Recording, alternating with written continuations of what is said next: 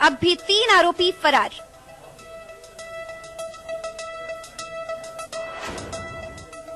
मध्य प्रदेश में बेखौफ हुए खनन माफिया ग्वालियर और दतिया में कार्रवाई कर रहे अधिकारियों पर किया हमला। हमले के बाद जागा ग्वालियर पुलिस प्रशासन, कहा गोली का जवाब गोली से देंगे।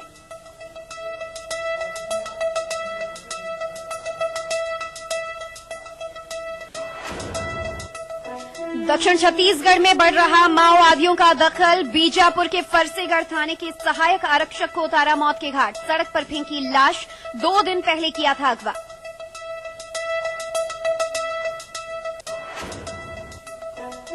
जबलपुर में पैसों की वसूली को लेकर आपस में भिड़े किन्नरों के 2 गुट, थाने में भी जमकर मचाया उत्पात, एक दूसरे पर लगाया बाहरी होने का आरोप।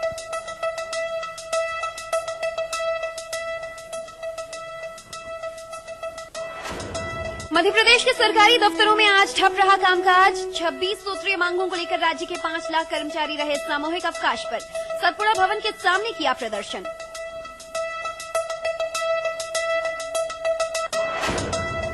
और एआईपीएमटी में दूसरे राज्यों के छात्रों को एडमिशन देना अब एमपी सरकार के लिए बन सकता है मुसीबत। हाईकोर्ट ने राज्य सरकार और डायरेक्टर मेडिकल एजुकेशन को जारी किया नोटिस, 13 अक्टूबर तक मांगा जवाब।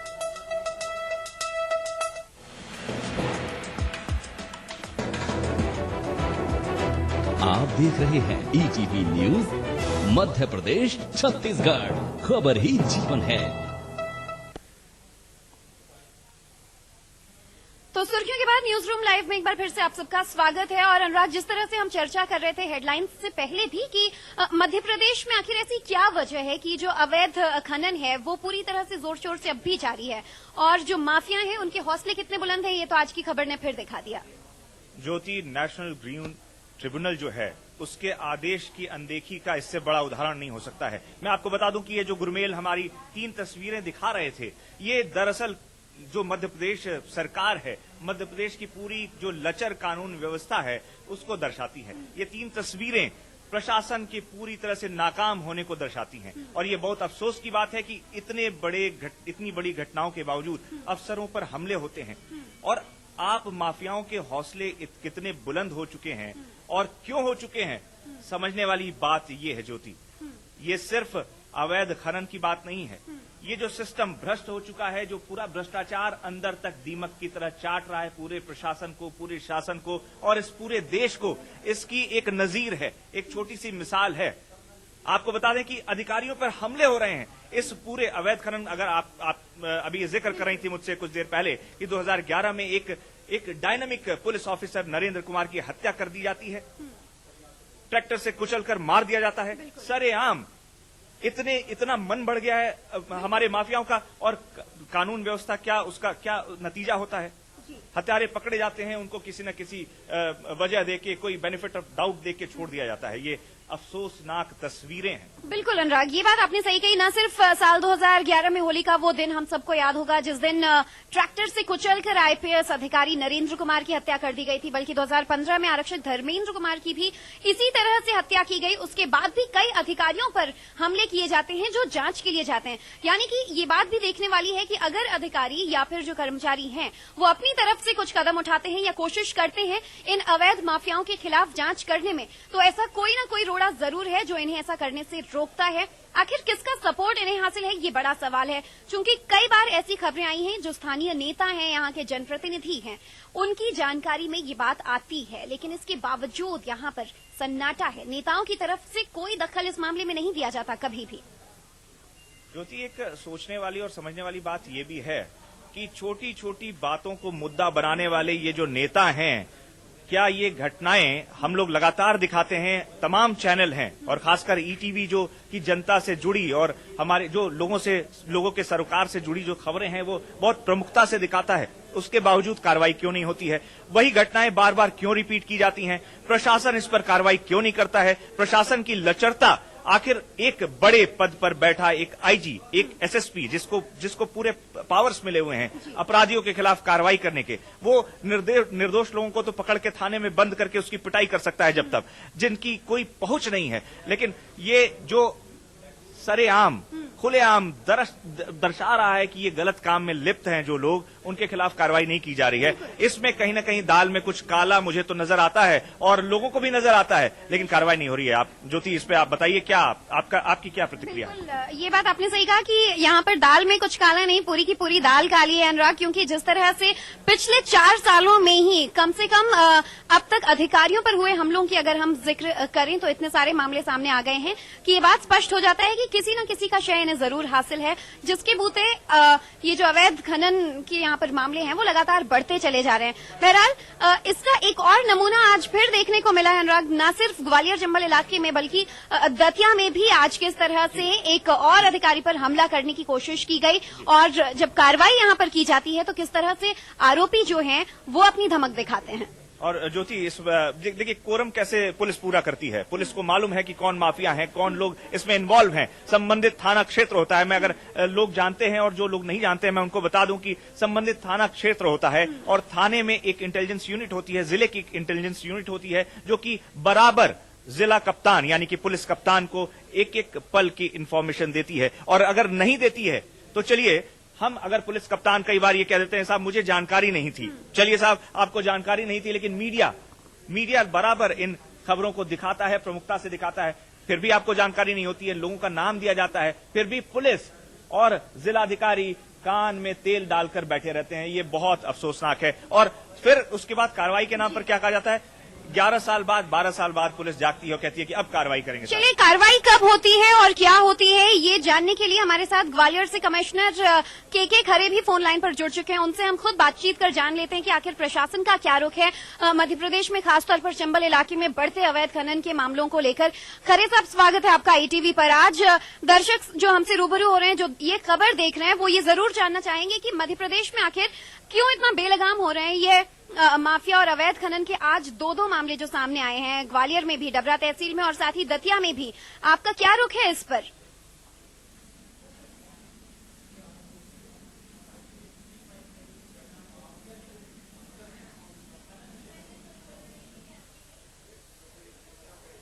शायद हमारी आवाज नहीं पहुंच पा रही है। कोशिश करेंगे कि ग्वालियर कमिश्नर से एक बार फिर बातचीत कर पाए। हालांकि इससे पहले भी जब हमने अधिकारियों से बातचीत करने की कोशिश की है तो नतीजा क्या रहा है ये आप सब ने देखा है। ये कन्नी भी काट लेते हैं ज्योति। आपको नहीं लगता कि कई बार अधिकारी ये तो हो सकता है टेक्निकल फॉल्ट हो सकता है, फोन डिस्कनेक्ट हो गया हो, लेकिन जब मुद्दे की बात होती है तो ये बहुत कई बार मैंने देखा है और दूसरे चैनल में देखा है कि बहुत आराम से कन्नी काट के निकलते हैं। इससे बचते क्यों हैं?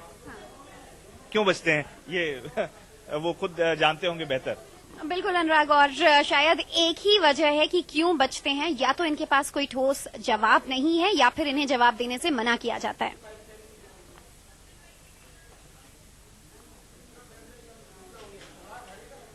तो खनन माफियाओं के हौसले कितने बुलंद होते चले जा रहे हैं, इसको देखते हुए ग्वालियर पुलिस प्रशासन ने कड़ा कदम भी उठा लिया है और पुलिस प्रशासन को गोली का जवाब गोली से देने का निर्देश दिया गया है। हालांकि हम कोशिश बार बार कर रहे हैं कि हम इन अधिकारियों से बातचीत कर सकें। हमारे साथ ग्वालियर से कमिश्नर के खरे एक बार फिर फोन लाइन पर जुड़ चुके हैं। खरे साहब, क्या मेरी आवाज सुन सकते हैं आप? हाँ जी, बताइए। जी, मेरी आवाज सुन सकते हैं? तो जानना चाहेंगे आपसे कि आज जिस तरह से ग्वालियर में ये 2 मामले सामने आए, एक डबरा तहसील में ये जो देखा गया कि हमला किया गया, दूसरी तस्वीर दतिया की भी, क्या वजह है? क्या बार बार आप हमें वही जवाब देंगे कि क्यों ये अवैध खनन के मामले इस तरह से बढ़ते चले जा रहे हैं और प्रशासन हाथ पर हाथ धरे बैठा है? देखिए, ऐसा नहीं है। अभी पिछले समय में हम लोगों ने 150 वाहन जो है अवैध खनन में लगे हुए जब्त कराए हैं और हमारे फॉरेस्ट वालों ने और पुलिस वालों ने मिलकर जब्त किए हैं। उसमें से 100 वाहन जो है राजसात किए जा चुके हैं जी। और 50 वाहन जो है राजसात करने की कार्रवाई में चल रहे हैं और 35 वाहन हम लोगों ने नीलाम किए हैं जो पकड़े गए थे। इसके साथ में ही ये भी निर्देश दिए गए हैं कि जिन लोगों के पास बंदूक के लाइसेंस हैं और जो अवैध उत्खनन में लगे हैं उनके बंदूक लाइसेंस भी निरस्त किए जा रहे हैं। साथ में इसमें जो लोग फरार हैं उनके विरुद्ध धारा 82-83 की कार्रवाई करके उनकी संपत्ति राजसात करने की भी कार्रवाई की जा रही है। इसमें सतत कार्रवाइयां चल रही हैं और इसके साथ में ही आज ये भी अधिकारियों को, कर्मचारियों को अवगत कराया गया है कि जो राज्य किस्म के व्यक्ति इसमें लगे हुए हैं और जो अवैध खरे साहब से आगे अगर मेरी आवाज सुन रहे हो तो उनके विरुद्ध जो है कानून के अनुसार जो है की पिटाई, इतने अफसरों की, एक आईपीएस ऑफिसर मारा जाता है। आखिर इतनी देर में ये फैसला क्यों लिया गया? खरे साहब, हमारे दर्शक ये जरूर जानना चाहेंगे। देखिए, फैसला देर में नहीं लिया गया है और ये हम लोग सतत कार्रवाइयां कर रहे हैं, पुलिस सतत कार्रवाइयां कर रही है। क्या पुलिस के पास फ्री हैंड है ये कार्रवाई करने के लिए? क्या कोई ऐसी गुंजाइश भी है कि कार्रवाई बच कर की जा रही है या कोई दबाव है पुलिस पर? नहीं, कोई दबाव नहीं है। देखिए, ये जो है 150 वाहन जो है राजसात करने की कार्रवाई हो रही है, 100 वाहन राजसात हो चुके हैं। इस पर कहाँ से कोई दबाव का प्रश्न उत्पन्न होता है? यानी आप इस बात से इनकार करते हैं? नहीं, सवाल ही नहीं, दबाव का कोई सवाल ही नहीं है।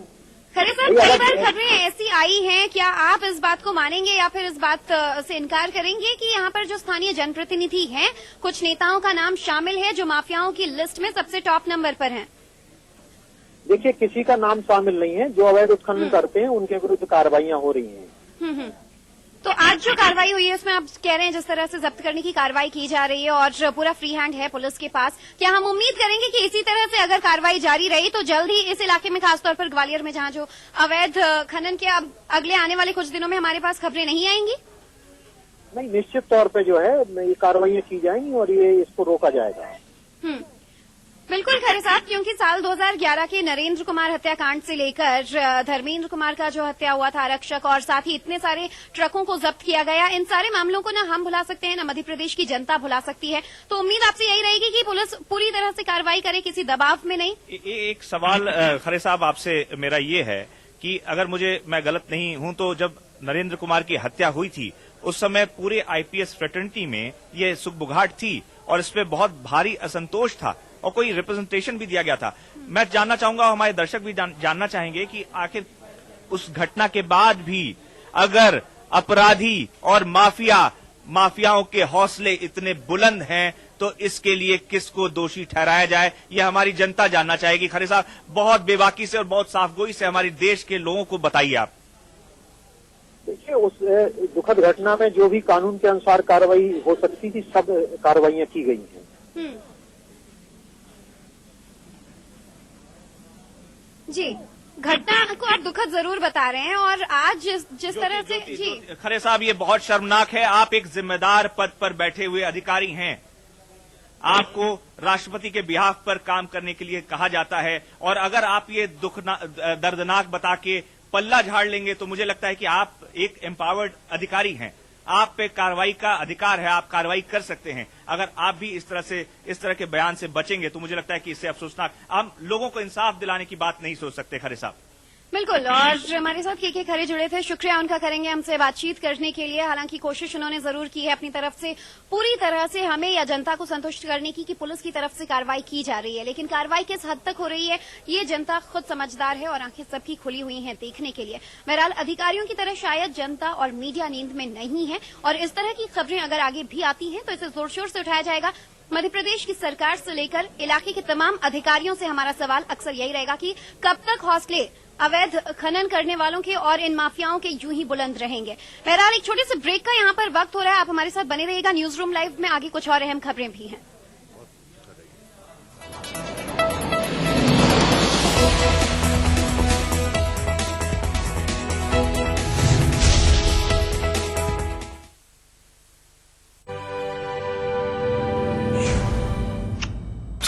हाँ, चूम भी लिया। मैं आपको वो करके दिखाऊं। मतलब तू मेरे कपड़े उतार के मुंबई के चोर बाजार में उनकी दुकान लगाएगा? पहन के शॉट लगती हो बड़ी hot, baby kill me on the spot. मेरे करना दिमाग का दही, चल जा मेरे करना दिमाग का दही।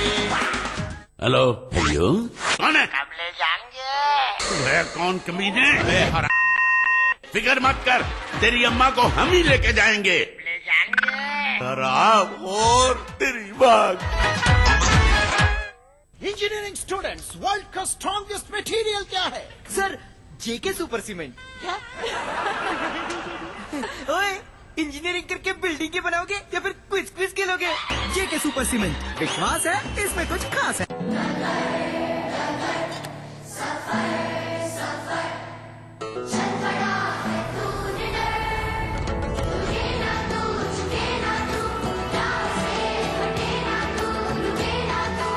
किसी कभी न रुकने वाले जुनून को रफ्तार देता है Servo world class lubricants.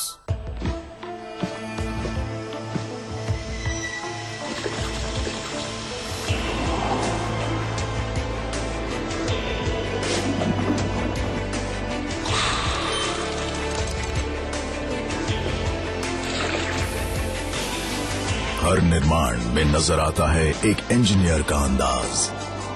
Build beautiful, UltraTech cement, the engineer's choice.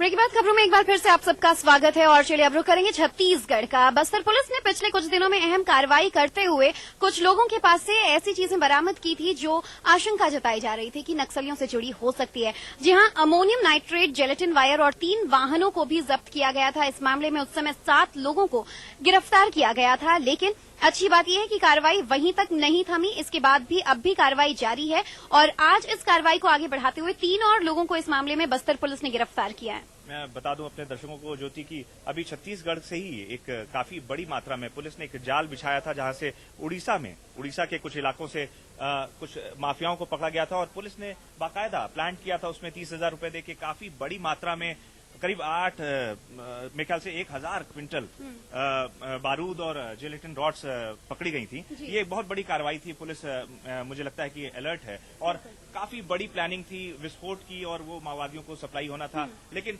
बीच में ही इंटरप्ट करके पुलिस ने पकड़ा। तो यहाँ पे मुझे लगता है पुलिस प्रशासन को थोड़ा सा उनकी पीठ भी थपथपाई जानी चाहिए। ये एक बड़ी कार्रवाई थी और ये आज की घटना के बाद ये साबित हुआ है कि पुलिस कहीं न कहीं अलर्ट दिख रही है। पुलिस अलर्ट है और एसआरपी कलूरी आईजी उनका क्या कहना है, आइए ये भी सुन लेते हैं। उड़ीसा होते हुए आ रहा है यहाँ पे, तो बहुत खुशी की बात है। इसी सिलसिले में उड़ीसा पुलिस भी इसमें बहुत अच्छा सक्रियता से काम किया है। अभी उड़ीसा पुलिस और छत्तीसगढ़ पुलिस दोनों एक साथ मिलजुल के इस सिंडिकेट को ब्रेक करने के लिए काम। तो नक्सलवाद की बात जब भी होती है या पुलिसिया कार्रवाई की बात होती है, अफसोस की बात यह है कि हर अच्छी खबर के साथ एक ऐसी खबर क्यों आ जाती है जो इस सिक्के के 2 पहलुओं को दिखाने पर मजबूर कर देती है। एक तरफ पुलिस की कार्रवाई जारी है अनुराग, तो दूसरी तरफ आज ये भी देखा गया कि नक्सलियों की गतिविधि किस तरह से अपने चरम पर बढ़ती चली जा रही है। 2 दिन पहले जिस जवान को अगवा किया गया था वही हुआ जिसका डर था। आज उस जवान की हत्या कर उसके शव को फेंक दिया गया और उसे सड़क पर बरामद किया गया। मुझे लगता है कि मैंने बार बार आपसे भी कहा है और अपने डेस्क पे भी हम चर्चा करते रहते हैं कि ये भटके हुए लोग हैं और मैं यही कह सकता हूं कि कुछ पंक्तियों से मैं इस बात की तस्दीक कर सकता हूं कि बदतर से बदतर हो गई इंसानी जिंदगी, हम इस कदर से जी रहे हैवानी जिंदगी, इंसान से इंसान को खतरा बना हुआ, दर्द में डूबी हुई कहानी जिंदगी। बस इतनी ही इल्तजा है कि जो भी इनकी मांगे हैं, माओवादियों की जो भी डिमांड्स हैं, जो भी ये हमारे देश के लोग हैं थोड़ा भटक गए हैं, ये जेन्युइन प्लेटफॉर्म्स पे, सही प्लेटफॉर्म पे अगर बात रखें और थोड़ा हम देशवासियों का भी कर्तव्य बनता है कि अगर सही ढंग से इनकी डिमांड्स को समझ सके हैं, इनकी ओर मदद का हाथ बढ़ाएं, तो शायद ये समस्या का निराकरण सिर्फ सरकार के भरोसे नहीं छोड़ा जा सकता। हम सबका भी दायित्व है और किसी न किसी वजह से तमाम एनजीओज हैं वो कार्रवाई करके इस तरह की घटनाओं को रोकने में और नक्सलियों को वापस मेन स्ट्रीम में लाने में मदद कर सकते हैं। ज्योति, बिल्कुल। तो किस तरह से आज ये जो खबर सामने आई है इसने एक बार फिर से हमें सोचने पर मजबूर कर दिया और अक्सर रोजाना ही ये खबरें आ जाती हैं, अब कोई आम बात नहीं रही। एक और जवान की हत्या, ये सिलसिला कब तक चलता रहेगा, कब तक हम ये खबरें दिखाने पर मजबूर होते रहेंगे। हालांकि जो सूचना तंत्र है वो काम जरूर कर रहा है, लेकिन इस प्रकार की खबरों से ये साबित हो जाता है कि जरूरत है और ज्यादा सख्ती से नक्सलवाद को लेकर अब कार्रवाई की जाए। बहरहाल कुछ और खबरें एक छोटे से ब्रेक के बाद बने रहेगा हमारे साथ।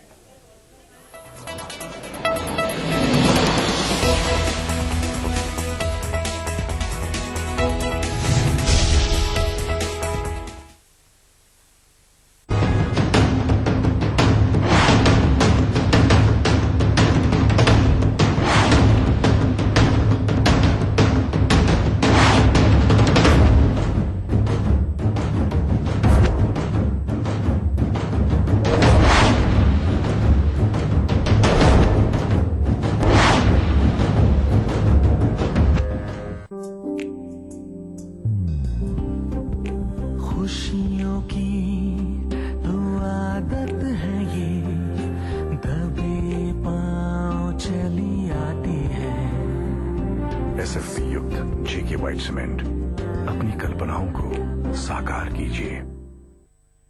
एग्री किंग 2055 इनकलाबी टेक्नोलॉजी वाला ट्रैक्टर, सिंक्रोमेश गियर बॉक्स, 24 विभिन्न स्पीडों के साथ चलाने में कार जैसा आसान, कम डीजल खपत में करे काम ज्यादा, खेतों का बादशाह खोले तरक्की का रास्ता।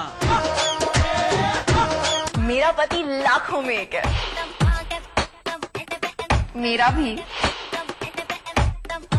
और मेरा भी। इन तीनों को पता नहीं इनका पति एक ही है। क्या? लाखों में भाभी, लाखों में।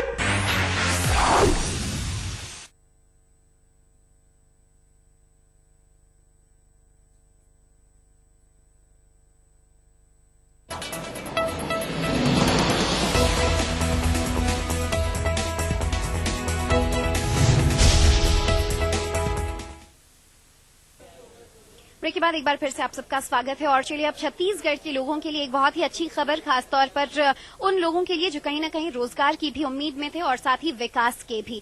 जी हाँ, जीएमआर छत्तीसगढ़ एनर्जी लिमिटेड, जो कि तिल्दा से करीब 18 किलोमीटर की दूरी पर ही है, ग्राम रायखेड़ा में स्थित जीएमआर प्लांट अब अपने आसपास के 12 गांव में सीएसआर के तहत सोशल एक्टिविटी चलाने वाला। अनुराग, ये बहुत बड़ी खबर है। जीएमआर काफी बड़ा ग्रुप है और अभी आपको बता दें कि हैदराबाद में भी एक बहुत बड़ा सम्मेलन हुआ था जिसमें कि इंडस्ट्रियलिस्ट और तमाम लोग इन्वेस्टमेंट के पर्पज से आए थे और बीजेपी के राष्ट्रीय महासचिव भी उसमें आए थे और राजस्थान के कई बड़े पदाधिकारी शामिल हुए थे।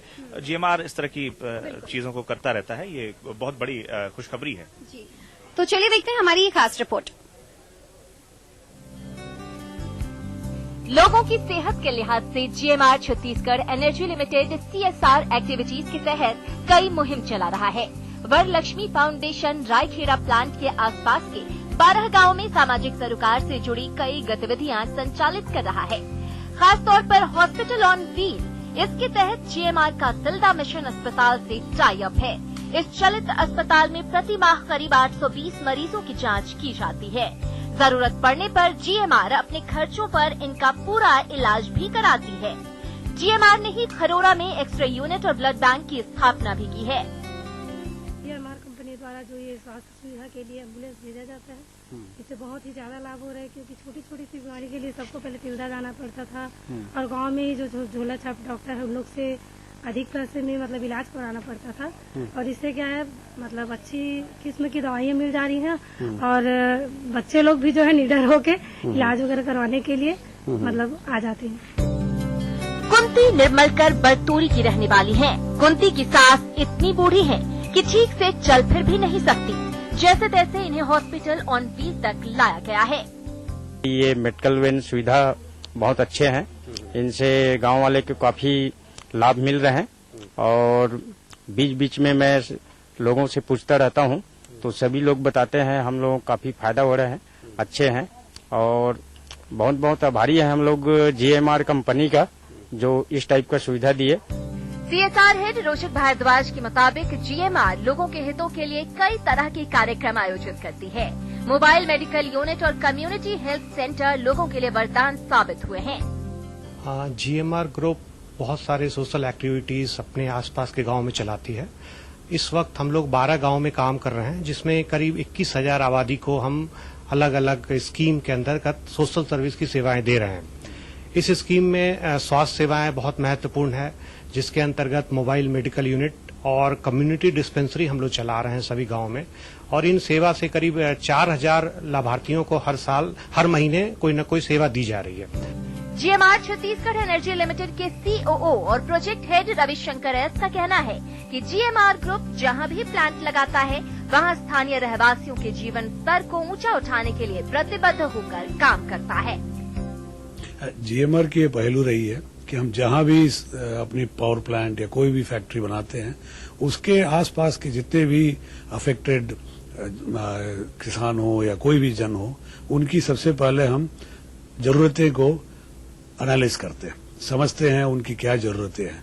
कहीं कहीं पे काफी लोअर पुअर प्रोफाइल के हमें जनता मिलती है, उसके लिए हमारी सबसे पहले रहती है कि उनकी लाइवलीहुड कैसे बढ़ाएं।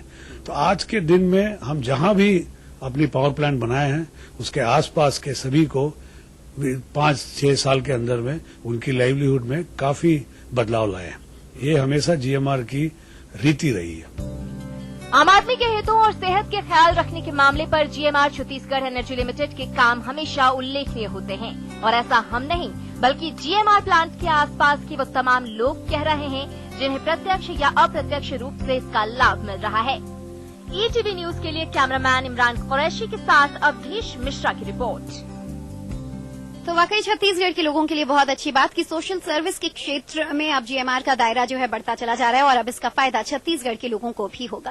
बहरहाल कुछ बड़ी खबरें इस वक्त हमारे पास आ रही है। अनुराग, वक्त हमारे पास बहुत कम है। ज्योति, अपने दर्शकों को जल्दी से बता देते हैं। एक बड़ी खबर आ रही है, ब्रेकिंग न्यूज है। ये विधानसभा फर्जी नियुक्ति मामले में दिग्विजय सिंह को फिर से एक बार नोटिस भेजा है। एसआईटी ने ये नोटिस भेजा है और दिग्विजय सिंह की इस मुश्किल पूरे मामले में बढ़ती नजर आ रही है।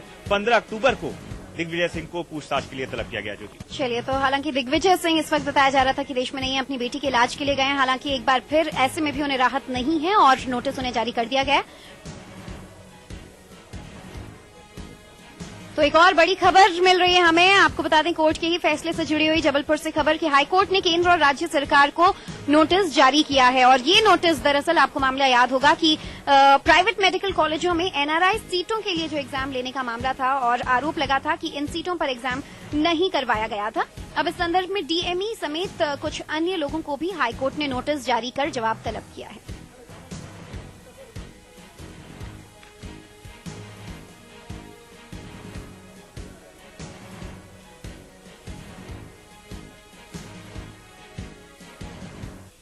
तो चलिए, फिलहाल इसी के साथ न्यूज रूम लाइव में आज बस इतना ही। मुझे और अनुराग को इजाजत दीजिए। ज्योति, अपने दर्शकों से बस इतनी ही इल्तजा कि तंदुरुस्त रहें, अच्छा सोचें, अच्छा करें। कल फिर मुलाकात होगी आपसे। नमस्कार। नमस्कार।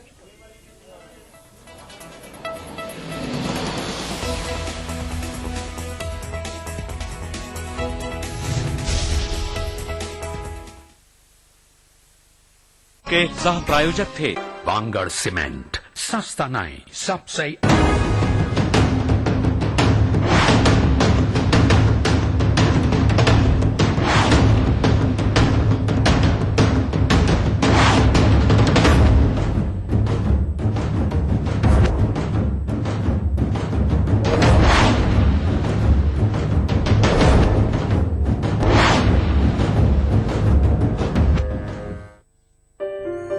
छत्तीसगढ़ वो गढ़ है जिसके आज भी कुछ अनछुए पहलू हैं। खनिज और प्राकृतिक सुंदरता का धनी है, फिर भी कई अनसुलझी समस्याएं हैं। ऐसे कई सवाल हम देंगे आपको छत्तीसगढ़ का पूरा ब्यौरा हमर छत्तीसगढ़ में।